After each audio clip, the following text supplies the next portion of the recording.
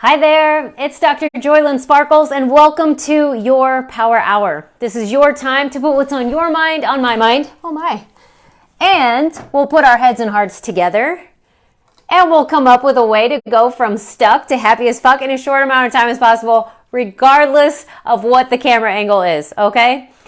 So let's get into it. Today is a news flash for you that you already know, of course, but always good to have a reminder because,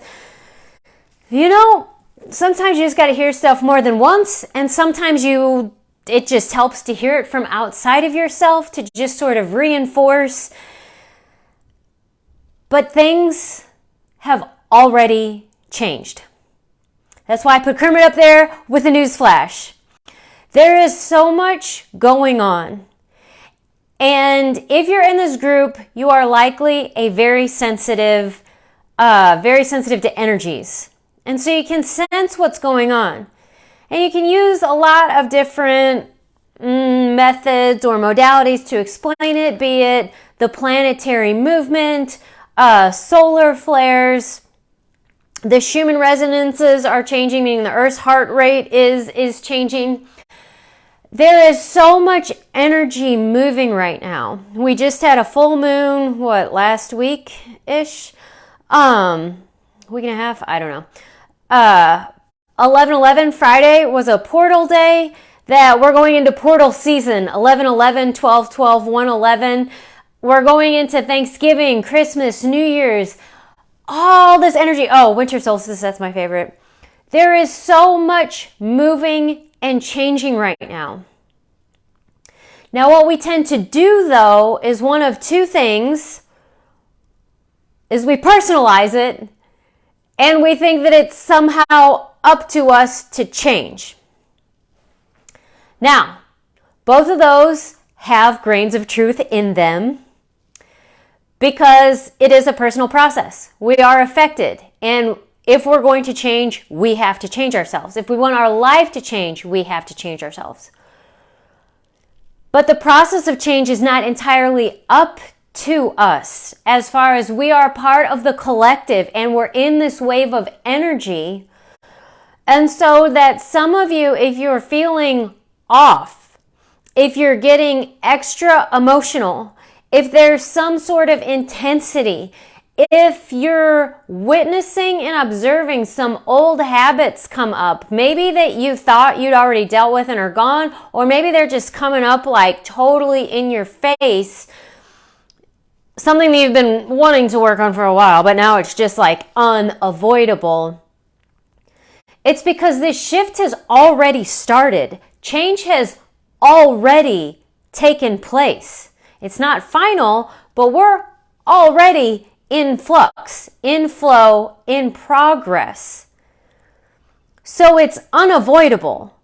And the reason that we might have some intensity or some jarring is because we were resisting it, thinking we'd do what we normally do and get everything set up and have our ducks in a row and be totally prepared for this process so it'll go easy, right? And not so.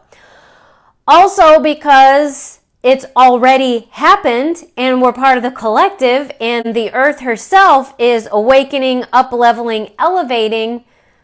This old, heavy crap cannot stay. It's got to go. But how does it move? Up and out, okay? It goes from subconscious to conscious to out. That's how it generally goes. Now, sometimes there's grace and it can go by so fast that we might not even recognize it because we have done some work. And then sometimes we're just like, where is that thought coming from? Okay? So here's what I really want to have land for you today. Number one, it's already happening. Unavoidable, inevitable. You're part of it. So you're already in flow. This can be either comforting, actually, because it's what we've been asking for. We're asking to change. We're asking to up-level our lives. It's already in progress. Hooray! We didn't have to push a button or worry about getting anything wrong. Oh, and even though we might not have been prepared and it'd be all nice and tidy like we would have liked it to be, the universe said, you're ready, you can go. So we got granted access, all right? It's already happening. So, and if it's not exactly tied up in a bow or tidy and you got caught off guard, it's okay. You can easily catch up, because from here on out, now that you're now aware, it's already in process, you're already changing, and that might be why you feel off. You can get back on and in the flow, and it's really going to come down to two things: how you're interpreting what's going on and your worldview, and your response, the choices and the actions that you take moving from that interpretation. So I'm going to go into those in detail, all right? So Einstein himself said one of the most important decisions we make every day is to decide, is the universe a benevolent one and it's for us, or is it against us? And more, it is becoming clear when and where we are operating that the world is against us. That's when things get heavy. We don't feel very good. Things don't move as fast. And we have a whole lot of work to do because we have a whole lot of other people to change. And although I can say it that way, so it seems obvious that that's not our best choice, and we might be like, well, I'm not doing that. It is actually also very easy for us spiritual badasses to also still go into this, because the martyr victim archetype is one of the last to go because it's the most powerful. It's the one that has maybe some of the greatest survival capacities. Odd, isn't it? And how this comes out and how you'll see it in memes that will look very uplifting, and I don't want to put them all down because they will speak to you at different moments, but that I've seen a bunch about how your new life is going to cost you the old one. And so there's a lot of talk and in our language about the cost, the expense, and freedom isn't free, and against all odds, and in spite of things or despite things, to where all of this, if we pay attention to that language, still puts us underneath a pile of rubble that we gotta dig our way up from. There's a mountain we gotta climb before we can even really get to the level playing ground. And if it costs things, it sounds like it's going to cost dearly, or it's going to cost something that I don't want to give, or that I don't feel like I have. That's how it actually maintains itself. And again, the reason that these stick is because there is an element of truth in them, but let's look at our interpretation and how we can actually create some ease. We might put some WD-40 and grease the wheels in here and make our ascension a much easier process, because we all know about the slippery slope, right? Why is it so easy to go downhill? Well, because of gravity. But here's the thing. In the spiritual plane, there is no gravity. Okay? Like once you escape the Earth's atmosphere, gravity's not there. It requires that centrifugal force. Okay? So we can escape gravity. That's what E equals MC squared is. We're actually becoming the speed of light. We become energy instead of matter. So then we're no longer bound by those laws and rules. So let's look at an interpretation that might allow us to do that. Hi, Tan, very nice to have you on here. An alternative to the cost and the expense is to look at trading in or trading up. You know, people trade baseball cards. We trade in cars. And for the most part, people don't feel like, oh, getting a new car is going to cost me my old one. I'm going to have to give up my old car in order to have a new one. We don't look at it that way. We're like, I'm trading it in.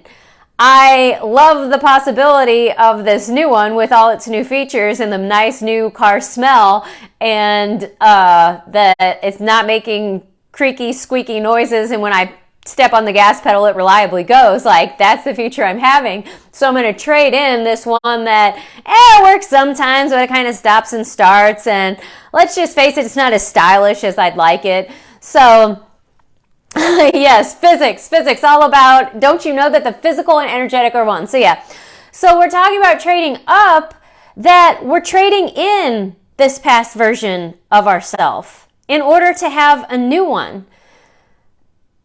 But in this, and I was going through my phone and some old things, and I saw this, all of your old lives, your past lives are rooting for you.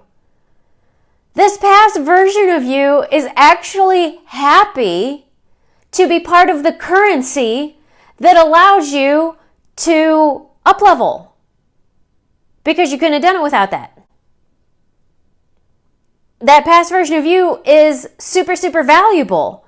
And you're recognizing the value and honoring the value of the work that you've done and who you are and who you be. And you're saying, okay, now I'm going to up-level. I'm going to trade in and trade up.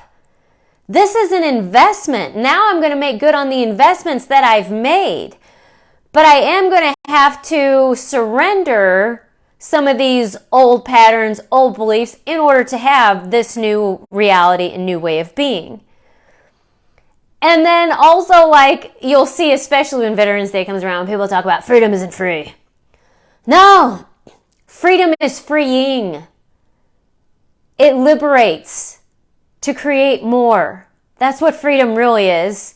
And it's not about how much it costs. It's what we're willing to invest and surrender and trade in so we can move up.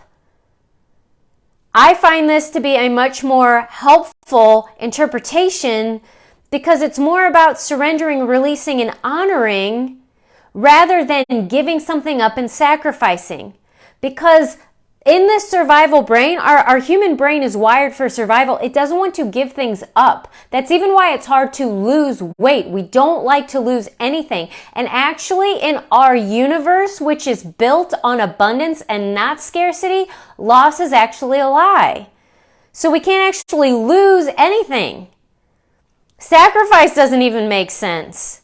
But the universe is asking us to make the first step, which might be, here, I'll sign my name on the line. Here, I'll hand you this money. Here, I'm going to hand over this limiting belief so that I can have something else. Now, also know that the truth is, this is already happening. Like I said at the beginning, this change is already taking place, and the universe isn't against you. You don't have to prove anything. It's working with you, and it always has been. The snag was that we were believing in the negative, thinking that the underdog was the way that things actually work. So the universe said, okay, here you go. It just says yes to you. It's your co-creator. And it always says yes. And it doesn't question you. And it's objective. So it's up to you to determine what it is you want to create and what you want to see more of. So I am encouraging and inviting you to say, hey, I have been creating this underdog from a place of victim and martyrdom and having to prove myself and things costing me and it being expensive and freedom isn't free, and that's a lot of heaviness. And we all know that pretty well. What if the exact same principles of creation and abundance applied, but I could use with the same amount of energy and imagination, it's going to take a little effort and we're going to get into that, but what if it was, the universe has my back, freedom is freeing, so I actually have more energy to create more, and I can just trade in things to get what I want. I can trade up because as the ceiling raises, so does the floor. So I'm actually just elevating. Why don't I move from that? Okay? So our interpretation is largely going to determine our experience of this upgrade that we're in, that's already happening. The other thing is, how are we going to respond to this? And again, our interpretation is going to drive a lot of this, but I'm talking to the response of how do we bring it into the physical instead of it just being theoretical. Okay, I can look at the world this way or that way. I got a JOYLYN. That's great. I'm going to do this. But how do I actually respond then? What are the choices that I make and the actions that I take? How do I do that? Because what just happened for me yesterday was a realization that this is already happening. Upgrading and up-leveling aren't just theoretical. They're actually happening, which means our frequencies are actually raising. They're on the rise. We're actually vibrating at higher frequencies now than we were a month, a year ago. That's great until you remember that you're human and you have a nervous system, and that anything that doesn't fall in our range of normal will be perceived as threatening. So even though we're moving higher, if it's touching that outer limits, it's going to get our fight or flight mechanisms going. So we actually have to be aware that this is happening, that we are physically, energetically, theoretically, metaphysically, energetically, emotionally vibrating at a different rate. We need to love ourselves, and get our nervous system attuned and in tune, in harmony and resonance with that. Because if we don't consciously do that, we are going to unconsciously and subconsciously pull ourselves back to normal, heavier. And we're going to do that by overeating, over talking, because some of you who maybe like me are over communicators and have struggled with boundaries, and so you just blah, blah, blah, blah, blah, tell everybody about your experience, so then you're not even holding this new frequency. It's so uncomfortable, you just immediately just talk it out of your system. It happens. Because what are you going to talk about? How uncomfortable it is. That's what you're going to talk about. And if you do start talking about how fun and delightful it is, you're going to put it into the wishing and hoping category and make it into a theoretical future that you can't have, and start to notice the distance between where you are and where you'd like to be so you can bring yourself down. Okay, that's what's going to happen if you talk too much. We're going to overwatch or overconsume content. It'll start off positive and we'll start beginning means, but then we'll start seeing things like it's going to cost us our old self. It's going to, you're going to have to do this, and it's going to sound like it's a lot of work. It's going to get heavy again. Or we're just going to binge and numb ourselves, which a little bit of space sometimes is necessary. But we'll start noticing when we start feeling heavy in our bodies and we don't want to do anything, and what we're eating or watching, we just want more of that. That's when we've gone back and pulled ourselves into what we used to be. We can also overthink. Oh, what? Because we're gifted and our brains just do what they do, and we like our brains and we like being intellectual and we're aware of this, so then we can just think it instead of actually experience it? Yes, please. I've done that about 1 million times. But, why this doesn't work? Well, because it actually is a form of resistance. It will continue to be uncomfortable, but here's the thoughts that you're actually going to be thinking about that are going to be the easiest. The past. What you miss. The sadness. The realization of what's missing, of what's not there yet. Guess what's not there? Gratitude and appreciation. Guess what are the two things that actually make your brain change faster? Gratitude and appreciation. Oh. Ugh. So we have to consciously take hold of our experience and say, yes, I love myself, so I will love my cells and get my nervous system in harmony with this new level of vibration. And I will give myself permission and even encouragement and the sustainable action to actually make a new tier of emotional experience my new normal. I'm going to do that. How do we do that? we have to recognize we are recalibrating the nervous system. We're actually doing things to say, I'm okay in this new energy. If you have done EMDR, you can do EMDR tapping. When it's a good feeling you're tapping into, the tapping's only going to be like, I think 10 to 15 seconds and kind of quick. Okay, EMDR tapping is always a little bit, it's not supposed to be calming, it's going to be quick. It's kind of getting your attention and making your brain move, okay? But it's only going to be, it's going to be a short duration of time. You're tapping because you're not trying to necessarily get memories. You're actually trying to just let your system know it's okay and create a new memory. This is how I am now, okay? So if you're familiar with that, you can do that.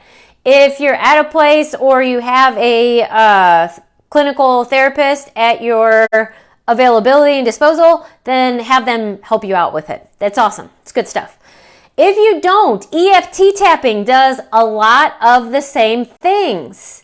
And how some of us might start EFT tapping is because we recognize that we are uncomfortable, like something just feels off. It's because there might be this dissonance and incongruence with this up-level energy in our current functioning and paradigm. And we know that. So you start tapping there. And you can even talk it out about how, hey, this is what I'm experiencing it. But here's where we're going to put in, here's what's going to make all the difference in the world.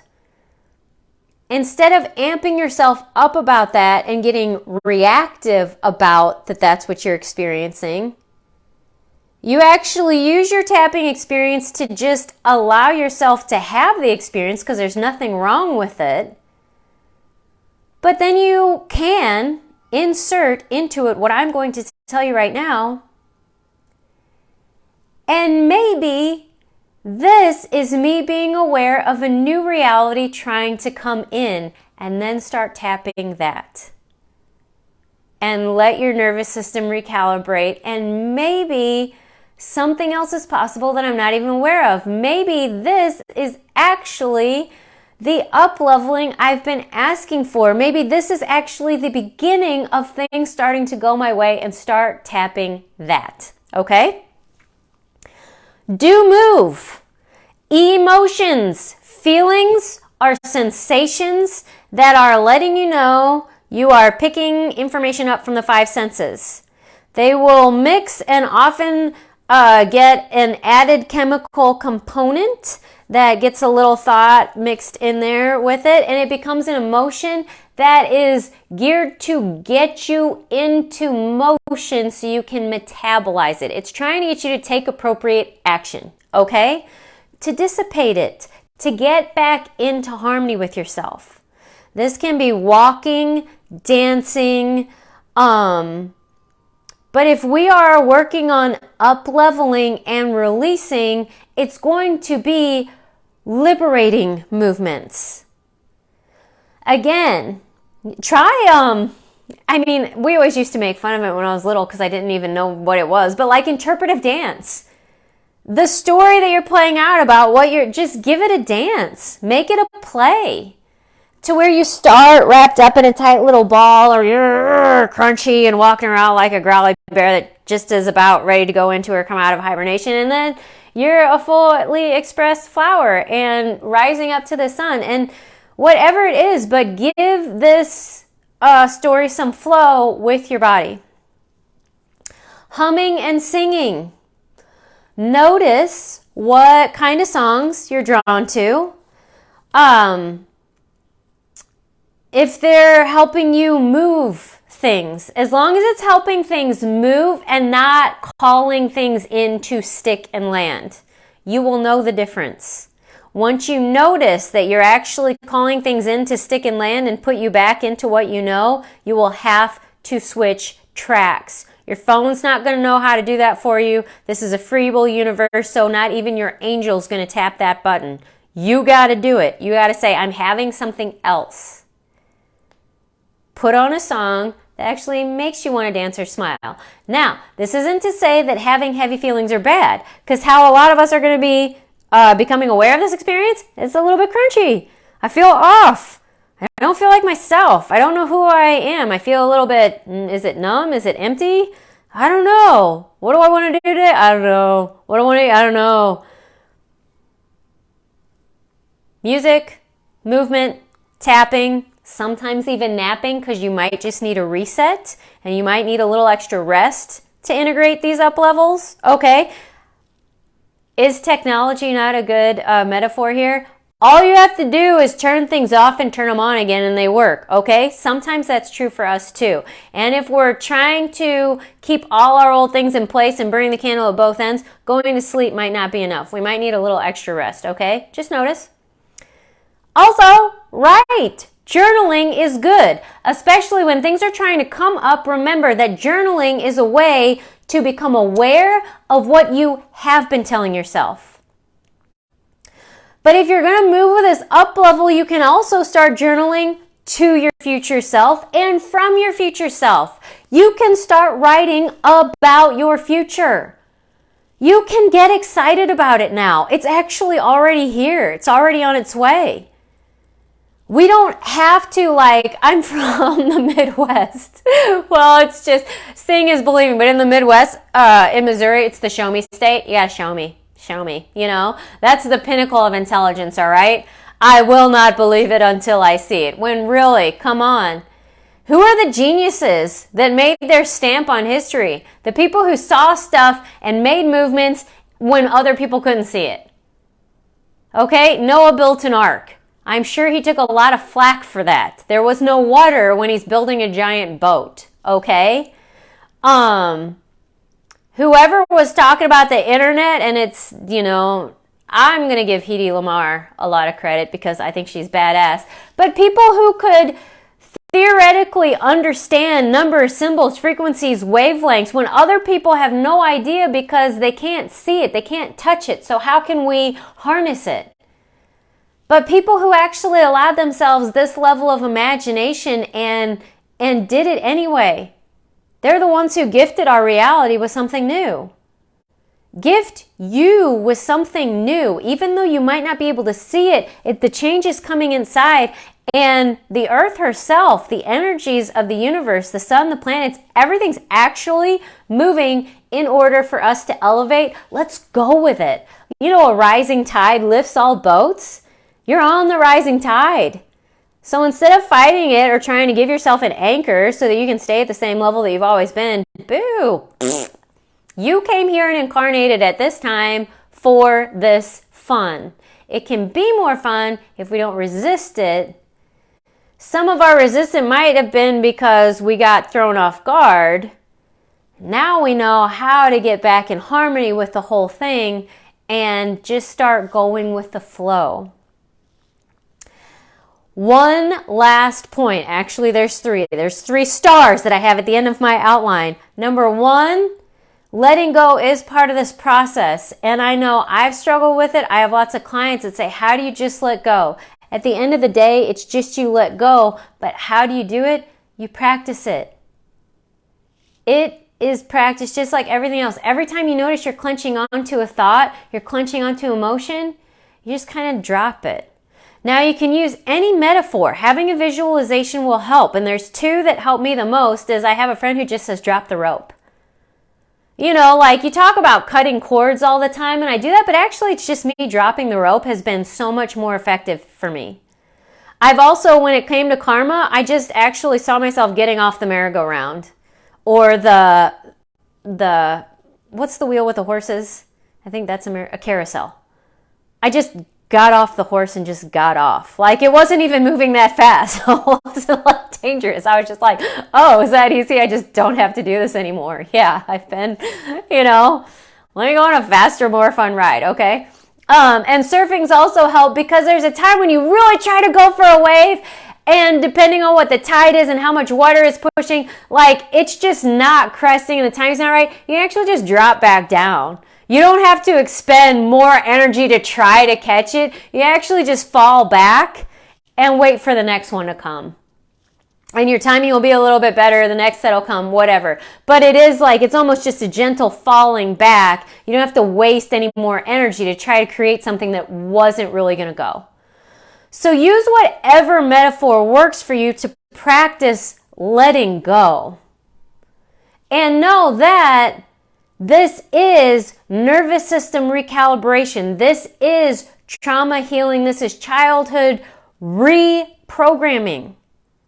It's not going to happen all at once. It happens in repeated. Repetition is what actually changes our nervous system. So you'll clench, you'll contract, you'll get into your head on a story, you'll start talking a million miles a minute. You notice it, you just stop. You relax for a second, you take a breath, you laugh at yourself, you do whatever, and you go about your day. And then you'll notice you're doing it again, you do it again. You know, a lot of times I'm doing this on my own, you know, just I go back to that memory I've been really working on forgiveness, and so it'll just be like, but I'll clench on that thought, but they hurt me.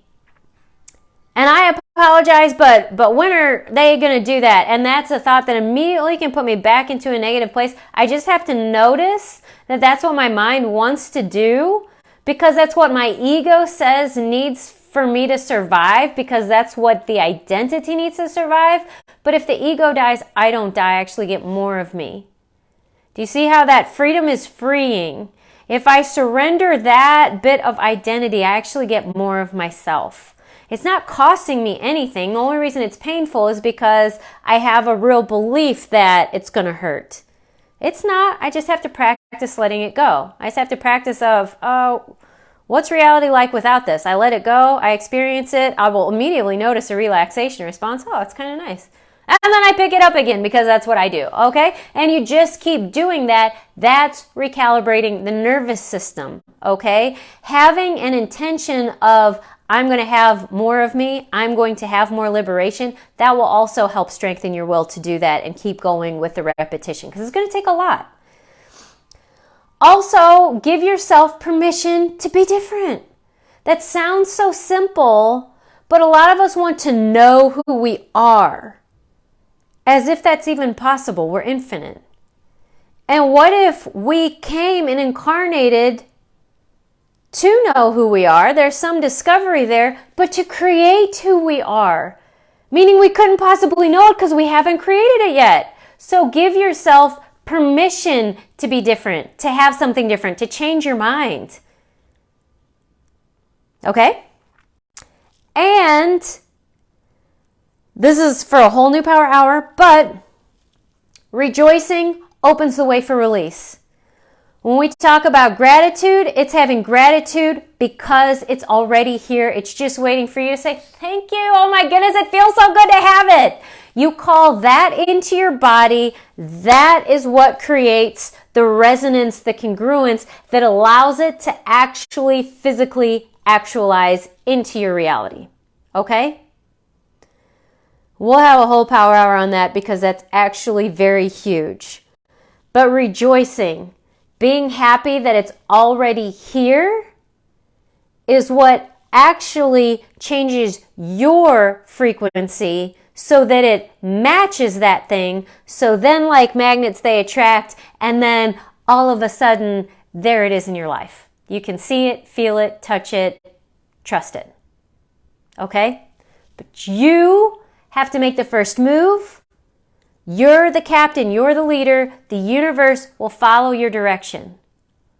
So choose carefully how you're interpreting and viewing the world, and then make choices and take actions that are actually going to support a greater, freer future with more of you in it.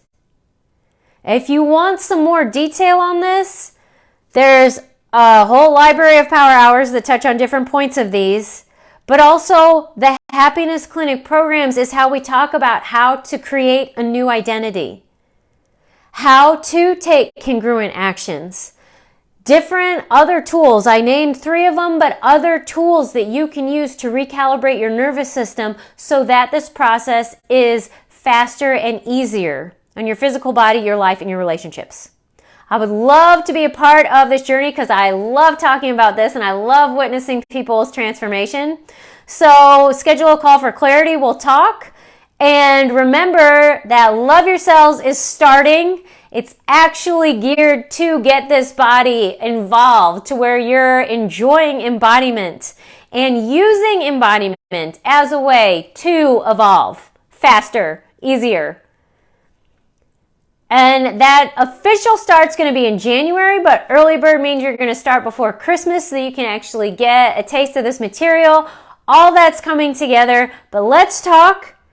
I can't wait. I want to see what you're going to create in 2023, and no time like the present to start creating your future. All right? The change is already here. You're already in the flow. You can do this. I love you, and I can't wait to talk to you next Wednesday at Power Hour. Until then, have a fabulous week. Mwah.